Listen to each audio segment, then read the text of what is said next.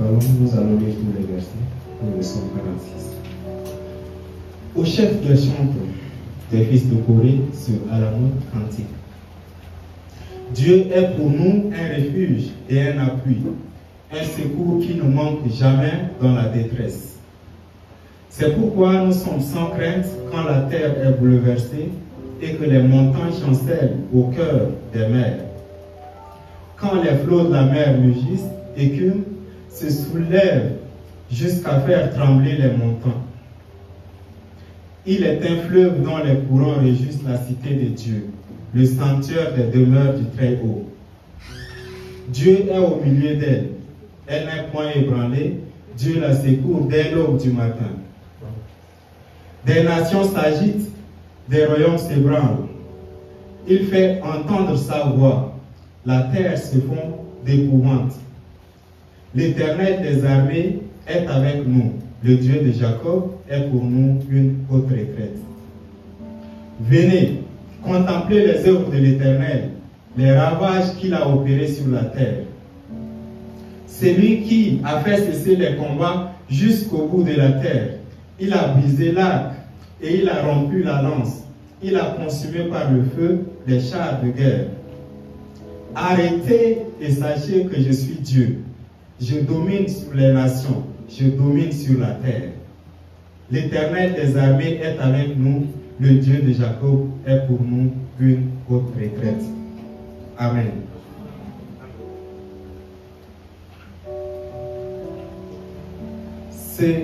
Ces cantiques que nous venons de lire nous rappellent de ce que Dieu est réellement pour nous. Alors que nous, rachetés de Dieu, enfants de Dieu, héritiers de Dieu et co-héritiers avec le Christ, devons dans notre vie de tous les jours vivre comme des héritiers. Si nous imaginons seulement un seul instant des héritiers de cette terre, issus d'une famille riche et que tu es héritier de cette famille, déjà ça doit te donner une certaine stabilité où tu n'as pas à penser à certains problèmes qui sont, on peut dire, qui ne sont pas normalement des problèmes pour un héritier. Parce qu'un héritier, normalement, il a presque tout à sa disposition. Alors que nous devons vivre comme tel, nous remarquons que dans notre vie de tous les jours, on fait face à des difficultés ou à des problèmes auxquels on ne sait pas comment réagir et comment faire pour rendre position face à ces problèmes. Ces problèmes nous oppressent même de fois au point de nous empêcher de dormir, alors que nous sommes des héritiers de Dieu, co-héritiers avec le Christ. Ce Christ qui a toute puissance, nous sommes co-héritiers avec lui et des problèmes nous oppressent. Qu'est-ce que nous devons faire en tant qu'héritiers ou en tant que co-héritiers du Christ face à ces problèmes? Autrement dit, quelle attitude devons-nous adopter face à ces situations qui nous oppressent? J'allais intituler le message « Les attitudes à adopter », mais je l'ai plutôt fait « Arrêtez et sachez que je suis Dieu ». Conformément au passage que nous avons lu dans le livre de Psaumes, « Arrêtez et sachez que je suis Dieu ». Lorsque Dieu a parlé ici, il dit, arrêtez et sachez que je suis Dieu, je domine sur la terre. Ainsi, si nous sommes des héritiers de ce Dieu qui domine, est-ce que les problèmes peuvent nous dominer au point de nous oppresser?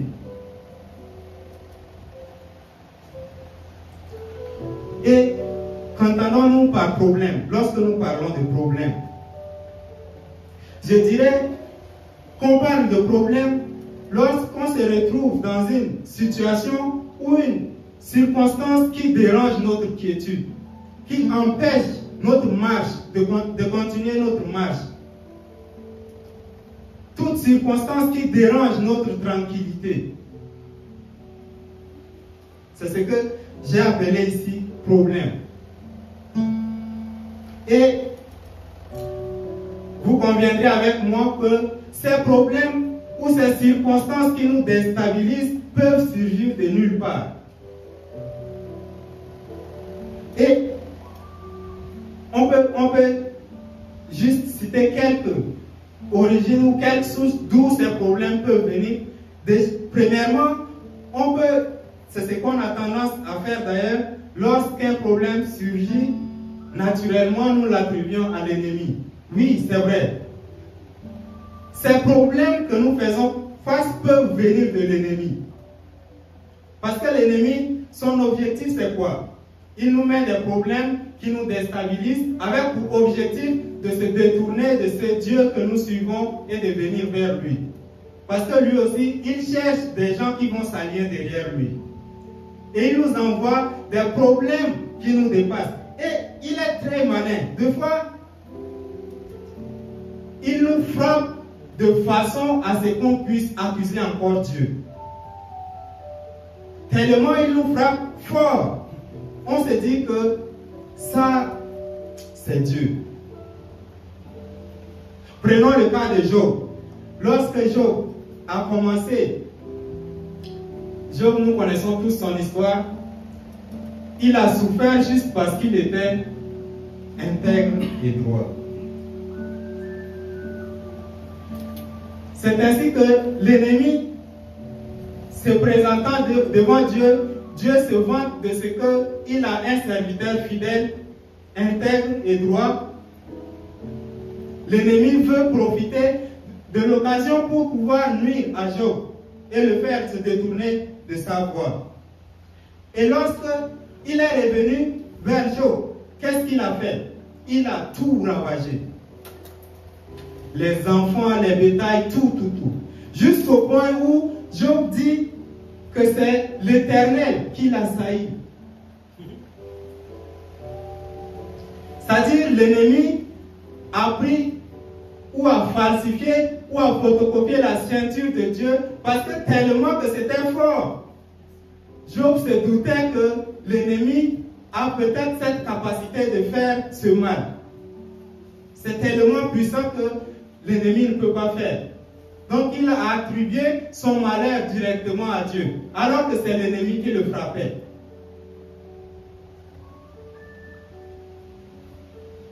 Des fois, ce que nous appelons problème, des fois ça vient de nous-mêmes. Nous accusons toujours l'ennemi, mais des fois ça vient de nous-mêmes. Nous faisons des choix où nous planifions des choses sans tenir en compte la volonté de Dieu. Et lorsque ça tourne mal, nous nous retrouvons dans des problèmes et nous l'attribuons soit à Dieu, soit à l'ennemi. Alors que ces problèmes résultent tout simplement de nos propres choix. Nous planifions des choses. Je me rappelle encore, je ne sais pas si c'est le cas pour vous, mais juste après le bac, on avait des très grands projets. D'ici 2 ans, 3 ans, je finis, tel après je fais tel, après je fais tel. Tout était pourtant clair et net. Mais nous ne savons pas ce que Dieu nous réservait encore. Nous avons juste planifié ce qui était bon pour nous. Je vais rectifier. Nous avons planifié ce que nous pensons bon pour nous. Mais Dieu est encore là avec son plan, que nous ne l'avons pas consulté pour obtenir ce plan qu'il a fait pour nous. Des fois, ce que nous appelons problème peut venir des autres qui nous entourent, du choix des autres.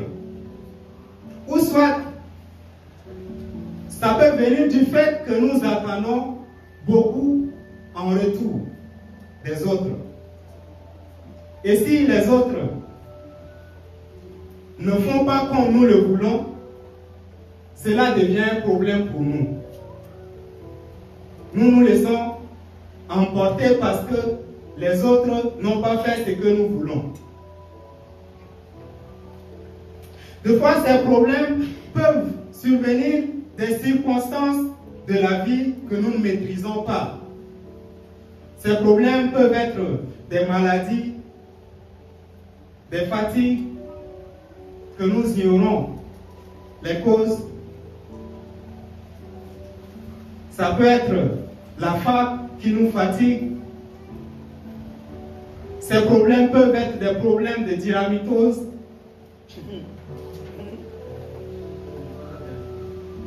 Mais face à tous ces problèmes, en tant que co-héritier du Christ, héritier de Dieu, comment nous devons faire face? Autrement dit, comment faire pour tenir ou comment faire pour résoudre ces problèmes?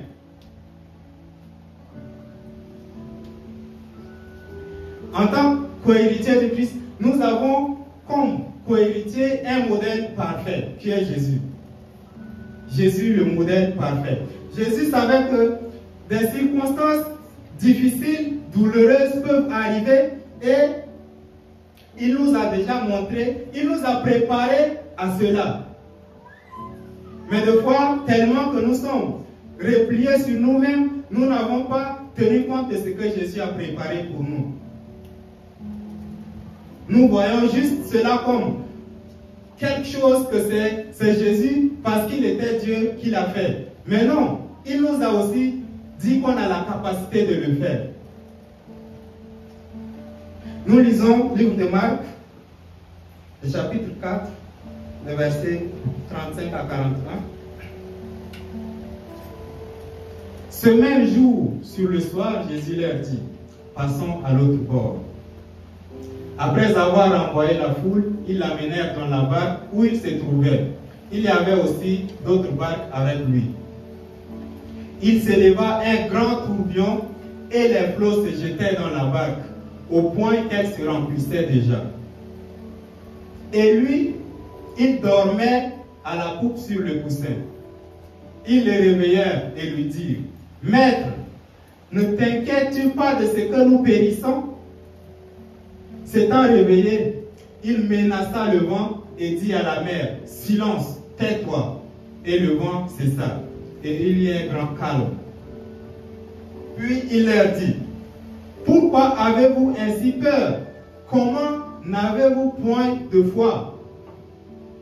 Ils furent saisis d'une grande frayeur et ils se dirent les uns aux autres, « Quel est donc celui-ci à qui obéissent même le vent et la mer ?» Des disciples qui ont traîné avec Jésus pendant longtemps et ils se posent encore des questions. C'est qui celui-ci à qui obéissent? Le vent. C'est-à-dire, ils marchaient avec lui, mais ils ne connaissaient vraiment pas qui est ce Dieu. Mais cela n'est pas encore notre problème. Ce que nous voulons tirer ici, c'est l'attitude. Ce que Jésus a fait pendant qu'il y a la tempête, pendant qu'ils allaient périr. Parce qu'ils étaient sur l'eau. Imagine, tu ne connais pas nager, tu te retrouves dans l'eau en plein milieu. Qu'est-ce que tu vas faire?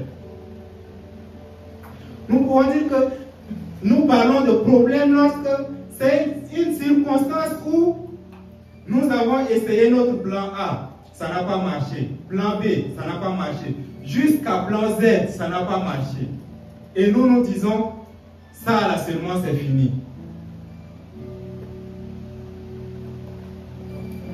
Les disciples, lorsqu'ils ont vu cette situation, pour eux, ils attendent juste l'heure où ils vont partir.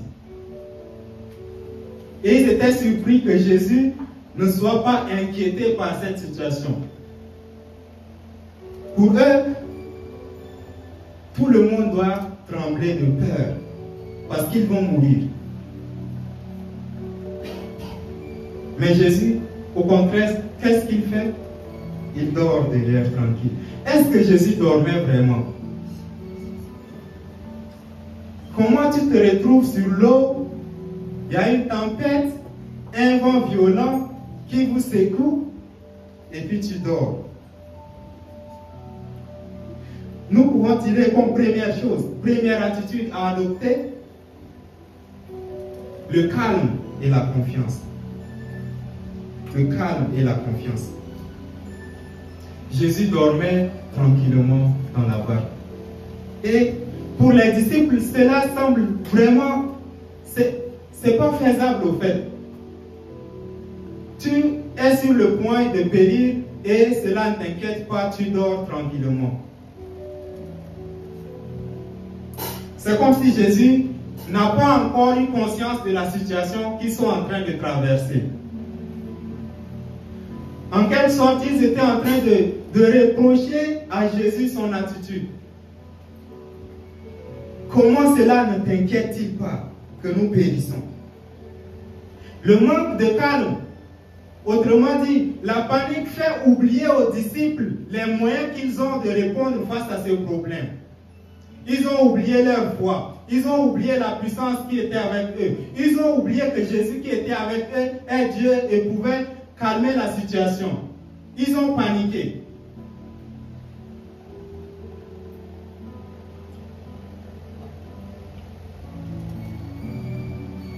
Ils pouvaient venir vers Jésus, mais autrement. Mais pour eux, ils ont déjà vu la fin, nous allons jusqu'au périr.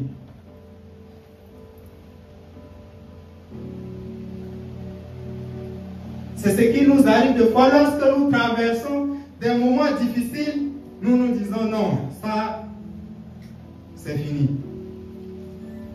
Je ne peux rien faire face à ça. Alors qu'il suffit juste de prendre son temps, de rester calme et de voir la situation en face et voir quels sont les moyens qu'on a pour résoudre ce problème. Nous paniquons et nous oublions que nous sommes des co-héritiers de Dieu. Nous oublions que nous appartenons à un Dieu puissant qui, en un seul mot, peut faire taire les vents et les vagues.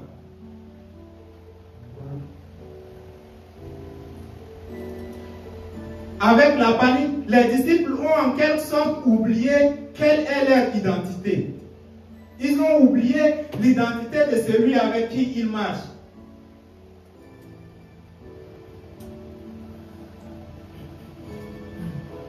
Gardons notre calme et notre confiance lorsque les moments difficiles viennent. Nous lisons Ésaïe 30:15 qui nous dit: car ainsi a parlé le Seigneur, l'Éternel, le Saint d'Israël. C'est dans la tranquillité et le repos que sera votre salut. C'est dans le calme et la confiance que sera votre force. Mais vous ne l'avez pas voulu.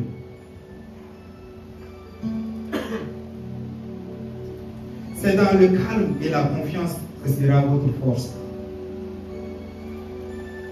Co-héritier du Christ, héritier du Dieu vivant. Est-ce que les situations que nous traversons nous font paniquer? Nous font perdre notre tranquillité? Au point où nous n'arrivons pas à dormir parce que nous sommes en train de penser juste à ce problème.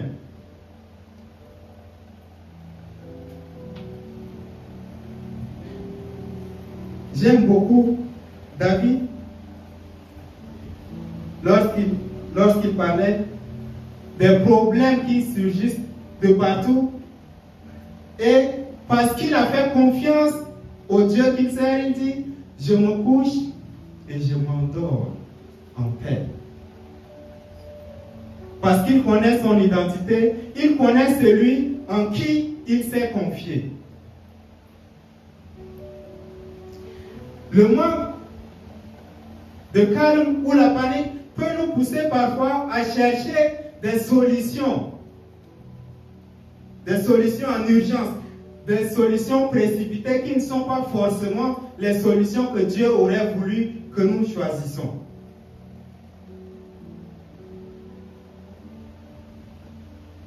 Nous sommes prêts à passer des coups de fil. Oui, j'ai un tel oncle quelque part, il va résoudre sa vie pour moi. Maintenant, tu l'appelles et il n'arrive pas à résoudre. Cet oncle en qui tu as placé toute ta confiance te dit qu'il n'arrive pas à le faire. où est-ce que tu vas aller? Tu ne vas sauf que lire l'heure.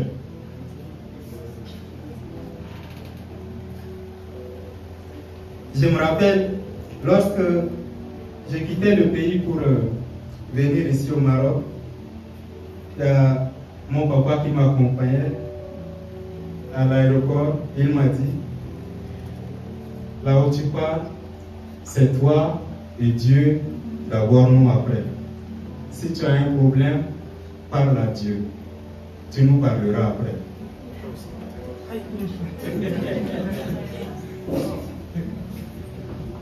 Parce que c'est Dieu, c'est lui qui a la capacité de répondre à tous nos attentes. C'est lui qui a le pouvoir.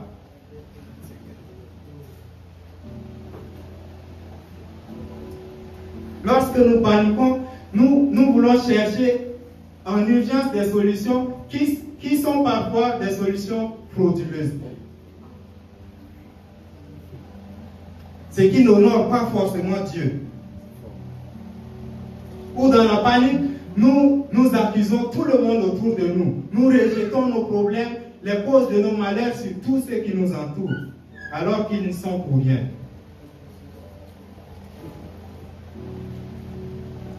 Jésus, lorsqu'il parlait à ses disciples, lorsqu'il serait prêt déjà à partir, il dit que votre cœur ne se trouble point. Qu'est-ce qui fait troubler notre cœur? Qu'est-ce qui fait troubler notre cœur?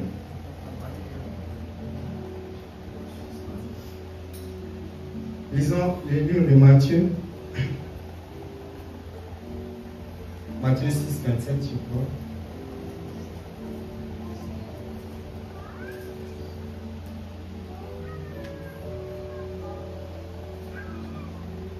Qui de vous, par ses inquiétudes, peut ajouter une coudée à la durée de sa vie? Que celui qui peut ajouter lève la main.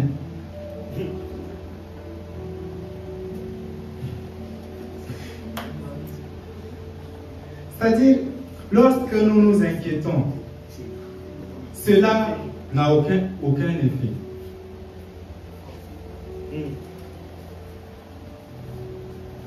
Par tes inquiétudes, tu ne peux rien résoudre. Au contraire, cela ne fait que t'empêcher de réaliser d'autres choses que tu peux le faire.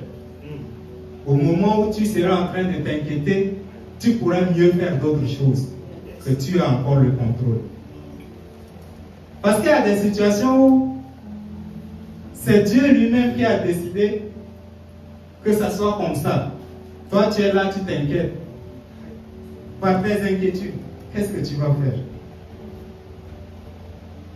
Que votre cœur ne se trouble point. Gardez votre paix. Jésus a encore dit à ses disciples, quand il a dit Jésus a préparé ses disciples à des situations qui peuvent arriver, des situations douloureuses, Jésus, avant de partir, il dit, je pars, mais je vous laisse la paix, je vous donne ma paix. Le ma paix que Jésus a dit, c'est cette paix qui n'est point ébranlée lorsque les situations difficiles arrivent. Il a parlé de deux fois la paix. La paix, premièrement, c'est la paix par rapport aux culpabilités de nos péchés, mais lorsqu'il ira à la croix, tout cela sera effacé et nous ne serons plus redevables. Mais lorsqu'il a dit, je vous laisse ma paix, c'est cette paix qui est permanemment avec nous et que même les circonstances, les situations difficiles n'arrivent pas à faire quitter cette paix. Deuxième attitude que Jésus a adoptée, lorsque les disciples ont paniqué et tout, et que Jésus s'est réveillé, qu'est-ce que Jésus a fait? Jésus s'éleva, il menaça le vent et dit à la mer, silence, tais-toi. Jésus a usé de son autorité face à ces choses, face aux sources de ces problèmes qui peuvent jaillir. Il a usé de son autorité pour leur dire « Silence, tais-toi ». Comment peut-on parler à la mer? Comment peut-on menacer le vent?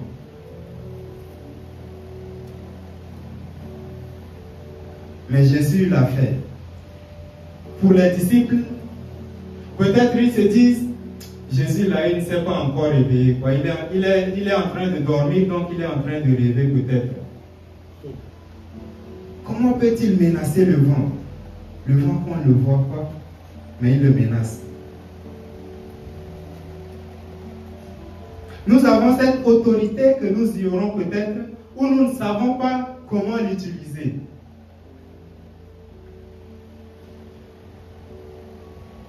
Nous avons la possibilité d'atteindre cette dimension de puissance où nous opérons même dans l'invisible pour répondre à des situations qui nous oppressent.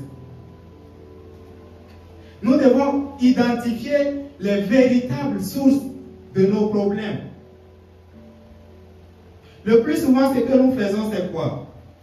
Nous voyons ce que le problème a engendré seulement.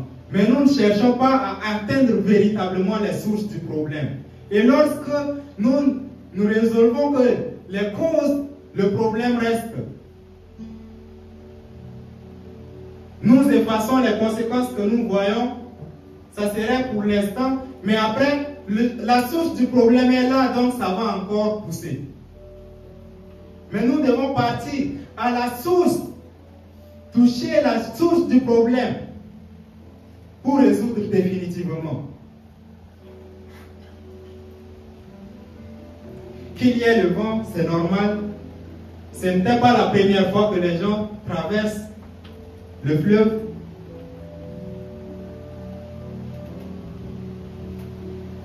Mais le vent, le problème dans ce cas était que le vent était devenu trop fort. C'est ce qui a causé le déséquilibre. Et Jésus, quand il s'est levé, il a menacé d'abord le vent, identifié la source du problème, toi. Est-ce que nous arrivons à identifier quelles sont les réelles sources de nos problèmes? Des fois, on se dit juste, je n'arrive pas à dormir, mais je ne sais pas pourquoi. Qu'est-ce qui t'empêche réellement de dormir? Identifie la source de ce problème.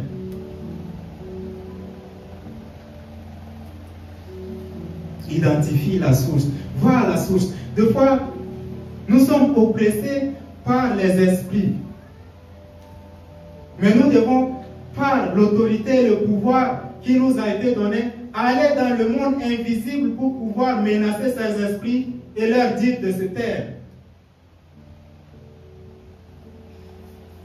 Lorsque nous voulons réellement identifier les sources de nos problèmes, d'autres personnes autour de nous prendraient peut-être pour des fous.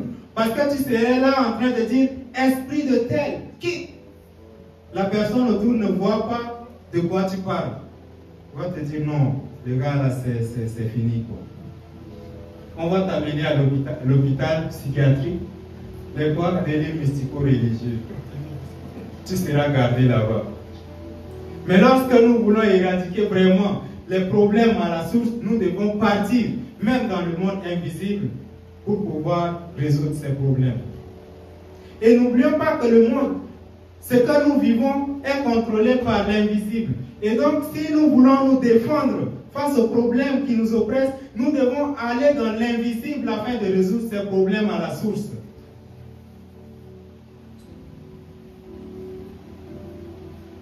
Parce que c'est l'invisible qui contrôle le visible. Et lorsque nous attendons pour voir le visible et nous résolvons que les choses par le visible, nous n'éradiquerons pas les sources, les réelles sources, et les problèmes continueront d'exister. Autre attitude que nous pouvons souligner, la prière. La prière, ou soit l'invocation. Lorsque nous traversons des moments difficiles, quel est notre réflexe? Qu'est-ce que nous faisons premièrement? Est-ce que c'est passer un coup de fil à papa, ou à maman, ou à un oncle, ou à un frère? Nous devons avoir pour réflexe d'invoquer ce Dieu qui nous a garanti son soutien. Nous lisons ensemble 50, le verset 15, qui nous dit ceci.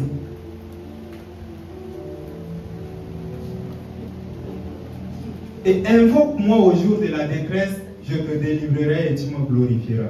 Invoque-moi au jour de la détresse. Lorsque ces problèmes surgissent, invoquons Dieu, il nous répondra. Invoque-moi au jour de la détresse et je te réponds. Lorsque cette situation t'empêche de dormir, crie à Dieu et il te répondra. Il est toujours disponible et prêt à nous écouter, mais nous devons crier à lui, l'invoquer, pour qu'il puisse nous répondre et nous délivrer. Philippiens 4:6 nous dit ceci: ne vous inquiétez de rien, mais en toutes choses, faites connaître vos besoins à Dieu par des prières et des supplications avec des actions de grâce. Le verset 7. Et la paix de Dieu, qui surpasse toute intelligence, gardera vos cœurs et vos pensées en Jésus-Christ.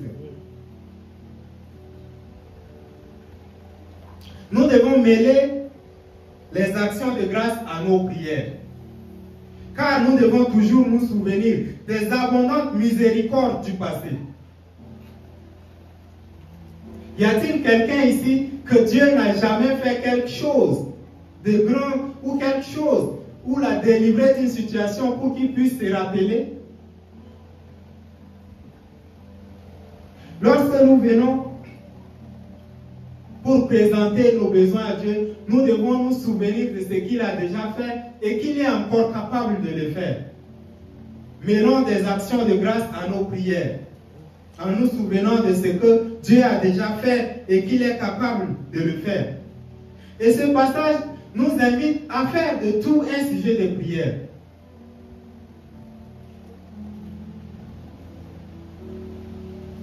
Tu n'as pas à manger, prie. C'est chaud à l'école, tu pries. Même lorsque tu es dans Goumen, prie. Faites de tout un sujet de prière.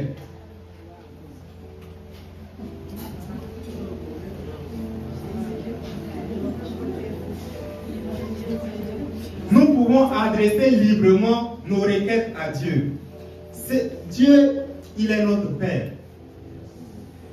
Et la relation entre père et enfant, c'est quoi? Un enfant peut tout dire à son père. Même s'il le dit mal, le père peut comprendre. Et c'est à partir de là qu'il peut le guider. Oui, ça, il faut le dire comme ça, prochainement dit comme ça. Lorsqu'on est enfant, qu'on vient vers son père, on parle très librement. Moi, je connais des personnes qui, des militaires, c'est-à-dire, le gars, c'est un commissaire, tout le monde a peur de lui, quoi. Mais quand je vois ces enfants l'approcher, tu ne ressens aucune goutte de peur. Lorsque nous venons pour adresser nos prières à Dieu, venons librement, exprimons tel que nous ressentons. Il est notre Père et il nous comprendra.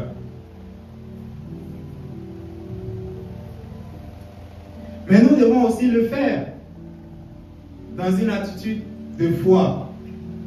Hébreu nous dit, il faut que ceux qui s'approchent de Dieu croient que Dieu existe et qu'il est le rémunérateur de ceux qui le cherchent. ne peux pas venir demander quelque chose si tu n'espères pas recevoir. Ça serait une perte de temps. Et des fois, lorsque nous plaçons ce Dieu au second plan et qu'un problème survient et que nous appelons d'abord l'oncle et que nous venons ensuite à Dieu, Dieu va se sentir un peu mélangé, quoi. Il va dire, mais si je fais, il va croire que c'est son oncle qui l'a appelé premièrement, là, qui l'a fait. Parce que des fois, Dieu peut placer cette personne pour qu'il puisse t'aider à résoudre ce problème. Mais d'abord, adresse-toi à Dieu et il te guidera vers cette personne. Ne vous inquiétez de rien, mais en toute chose, faites connaître vos besoins à Dieu par des prières, avec des supplications, des actions de grâce. Mais, ce n'est pas pour nous décourager, mais un détail très important dans ce passage que nous venons de lire. Il nous dit, ne vous inquiétez de rien, mais en toute chose, faites connaître vos besoins à Dieu par des prières et des supplications avec des actions de grâce. Et la paix de Dieu qui surpasse toute intelligence gardera vos cœurs et vos pensées en Jésus-Christ. La transition entre ces deux versets nous donne un détail très important que nous ne devons pas ignorer. Elle n'a pas dit que lorsque nous venons adresser nos besoins, Dieu est obligé de répondre. C'est-à-dire que tu peux venir avec des besoins où pour toi c'est des besoins réels et que tu les exprimes, mais ça reste non résolu. Mais la chose qui est garantie ici est que la paix de Dieu, qui surpasse toute intelligence, gardera vos cœurs et vos pensées en Jésus-Christ. Des fois, nous avons des réels problèmes que nous voyons très grands, mais une fois que nous adressons à Dieu, nous ne trouvons pas de solution, mais nous traversons ces moments sans aucune grande conséquence. Alors que tu as 0 dirham dans ton compte, 0 provision, tu n'as pas de quoi manger, tu viens t'adresser à Dieu, ton compte reste toujours à 0 dirham. Tu n'as pas de provision toujours, mais tu es en paix. Et tu arrives peut-être à trouver à manger. Avec 0 dirham, 0 provision. La chose qui est garantie ici, c'est la paix de Dieu qui gardera nos cœurs et nos pensées en Jésus. Ne nous attendons pas à toujours recevoir une réponse favorable, une réponse à laquelle nous nous attendons lorsque nous venons adresser à Dieu nos requêtes. Parce que des fois, c'est des situations que Dieu lui-même a créées pour nous parler ou nous instruire sur quelque chose.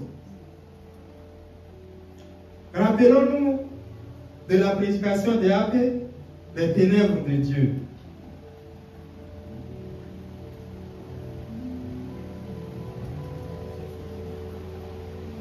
Nous pouvons venir avec des sujets, répartir sans réponse, mais avec la paix. C'est le plus important.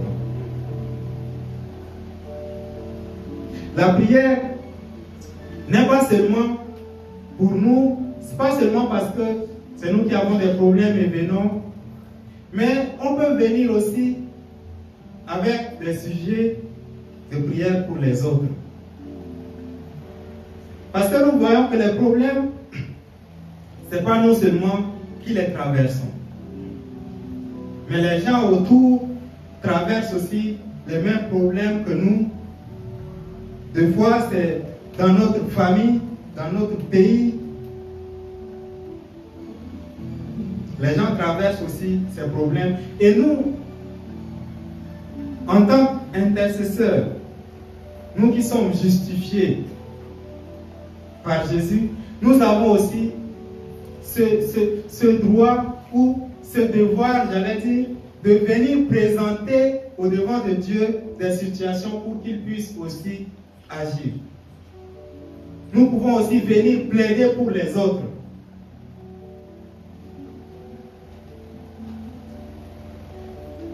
La Bible nous dit, c'est dans le livre de Somme, je crois, que lorsque les fondements sont ébranlés, les justes, que fera-t-il? Le juste, que fera-t-il? Nous sommes aujourd'hui considérés comme ce juste. Alors que les fondements sont ébranlés, les situations, des crises partout, en tant que juste, que devrions-nous faire? Nous devons porter ces fardeaux devant de Dieu et intercéder aussi en faveur des autres. Parce que c'est Dieu qui voit tout et qui a la capacité de tout faire, est capable de résoudre les situations que nous lui présentons. Lorsque les fondements sont ébranlés, le juste, que fera-t-il? Lorsque la Bible a parlé dans l'Ancien Testament que le cœur des hommes se tournait uniquement vers le mal, il y avait des justes qui sont suscités pour pouvoir parler à Dieu pour les autres. Nous pouvons citer par là le cas de Noé. Lorsque les hommes pensaient tellement au mal, il y avait au moins un juste qui a construit l'arche, qui a permis de sauver l'humanité.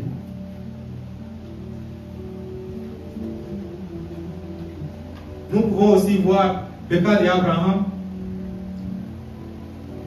lorsqu'il intercédait en faveur des gens des villes de Sodome et Gomorrhe.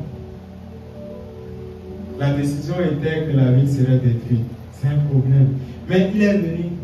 Est-ce que s'il y a tel nombre de justes, est-ce que tu pardonneras? Est-ce qu'il y a tel nombre de justes pardonneras?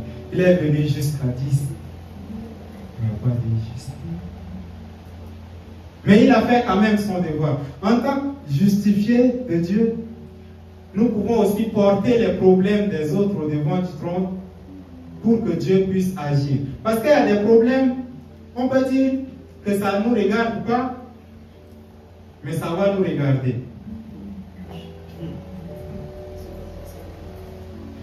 Lorsque tout le monde autour est touché, nous serons par un certain moyen aussi touchés. Et nous devons nous lever pour intercéder en faveur des autres aussi. Des fois, nous traversons des problèmes où nous pensons que c'est notre problème qui est très grand, alors qu'il y a des gens qui vivent encore des situations plus graves que nous. C'est pourquoi nous ne devons pas tout simplement regarder à nous, mais regarder aussi aux autres. Dieu, il est fidèle, il dit qu'il est notre refuge, il est pour nous une autre retraite. Dans d'autres versions, il est dit c'est une citadelle. Et lorsqu'on parle de citadelle, c'est un endroit sécurisé, c'est bon, merci.